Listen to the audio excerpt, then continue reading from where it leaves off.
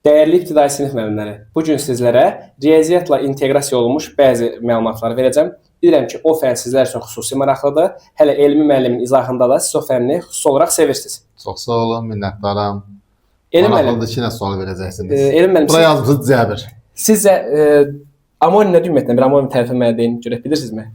Amonim deyilişi və yazılışı eyni, mənaları fərqli, müxtəlif olan sözlərə amonim deyilir. Aha, bura qədər yaxşısınız. Cəbir sözü sizcə amonim ola bilərmi? Cəbir sözü bir var riyazi termin cəbir, bunu hamımız bilirik. Bir də ki, o vaxtı mən bir müəllimim vardı, riyaziyyat müəllimi, Laçın müəllimi, adı Laçın müəllimdir. Laçın müəllimdən soruşmuşum ki, Laçın müəllim, cəbir sözünün mənası nədir? Hələ o vaxtda mən neçədə oxuyordum? 6-cı sinifdə oxuyordum, yoxsa 7-də oxuyordum, səhv eləmirəmsə. Laçın müəllim dedi ki, cəbir sözü zülm deməkdir. Sözü biraz qəribə formada mən reaksiya verdim. Cəbir sözü zülm deməkdir. Zülm, əziyyət, əzab deməkdir.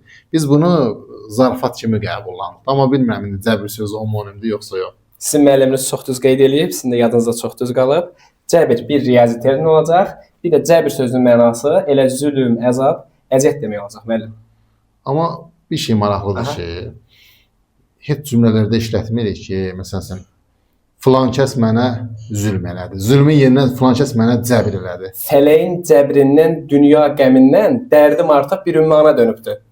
Aşıq Ələsgər dönübdür rədifli şeirində cəbir sözünü belə işlədib müəllim. Sadəcə biz istifadə etmirik deməli.